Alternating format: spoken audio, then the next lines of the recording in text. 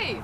Welcome to Shemer Art Center in Phoenix, Arizona. It's a beautiful day, and we're here to interview artist Linda Enger and learn a little bit about art.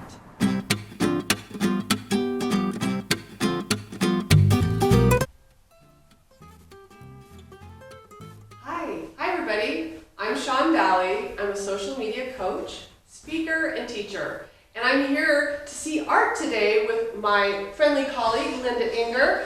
We tried to get the interview last week. A few things went wrong, but we're back. We're going to take a deep dive into all things art and photography. So I was talking to Linda before we started rolling, and we decided we're going to talk a little bit about what we see when we see this art. So let's take a look at this piece of art. Linda, please tell us what it's titled before I tell you what I see.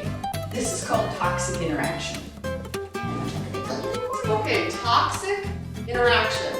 So what I see when I see this piece is it is a two-dimensional piece, photograph, and Linda's going to tell us a little bit about how she came up with the idea.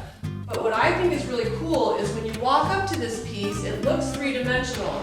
Almost like you can grasp this flower and leaves that you see lying on this watery, concrete kind of image. So that's really exciting. So the reason why this is called toxic interaction is this is a datura flower. All aspects of the datura plant are toxic, allergic reactions. This little pod holds all these amazing black seeds, and it's very barbaric.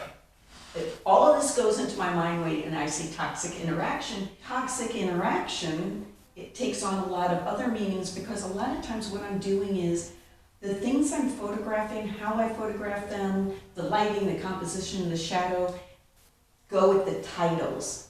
And the titles are also, they're acting as actors for, you know what it's like when you have a toxic interaction with a human being in life? Oh yeah.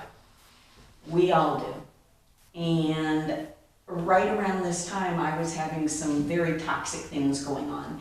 And so you were emoting as well as having like a more intellectual about the plant itself. You were actually feeling these things and kind of creating this bigger piece that represented emotions and plant, and which is also ties back into the title of the show for Shemer. Okay, before we go, what I would like to hear from you, Linda, could you give us like 1 to 3 tips for somebody who's a new artist or wants to do more creativity? What are 1 to 3 things you can just say for that young or beginning artist out there, whatever their age?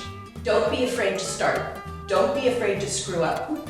Yeah, don't be afraid to screw up. And it's all like just keep on keeping on. And no matter how old you are, sometimes any age artist, they can get stuck. I don't feel creative.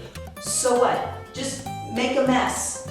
Sometimes making a mess, that's the part I love about painting. My paintings, sometimes I do destructive and, oh gosh, that feels so good. And sometimes I just throw paint down because with photography, I'm like, technical detail. Oh my goodness, I don't want that dust. Oh, I pixel peep and clean it up because when you get this size, I'm looking on my monitor and I want it to be perfect. Right. But, that perfection totally can be limiting.